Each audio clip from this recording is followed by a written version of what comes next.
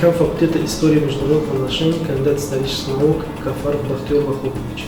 Факультет истории и международных отношений был образован сразу же после образования Российско-Таджикского славянского университета в 1997 году, как историко-правовой факультет. Как отдельный факультет был образован 16 июня 2000 года на базе вот этого факультета, который был разделен на два факультета. Это факультет юридический и факультет истории международных отношений. На данный момент на факультете функционирует 8 кафедр.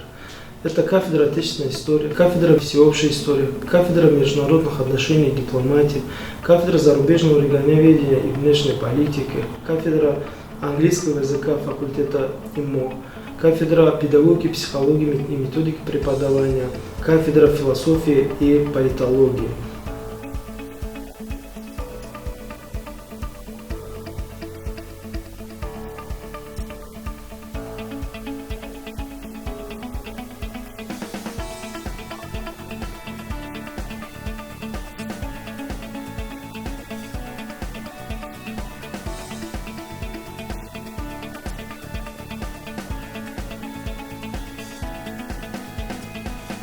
Преимущество нашего факультета состоит в том, что более 70% сотрудников факультета истории международных отношений являются остепененными. У нас работает 15 докторов наук, профессоров и более 24 кандидатов науки доценты, которые ведут свои занятия на высоком уровне. Бабаджанова Мунзифа Мирзоевна, кандидат исторических наук, доцент кафедры культурологии и одновременно директор информационно-ресурсного центра ООН и заведующая кафедрой ЮНЕСКО «Межкультурный диалог в современном мире».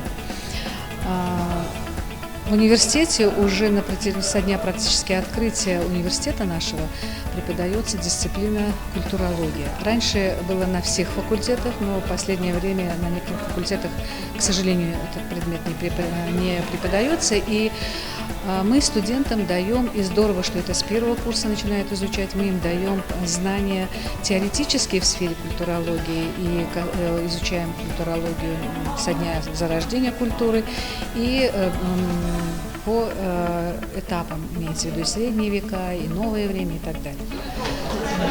Меня зовут Шамшербекова Мавлюда. Я учусь на факультете истории и международных отношений, направление истории, второй курс.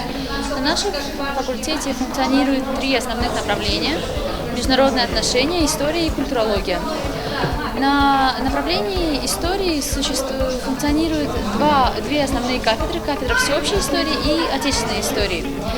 Нам преподают квалифицированные преподаватели, а также историки, доктора наук, профессора.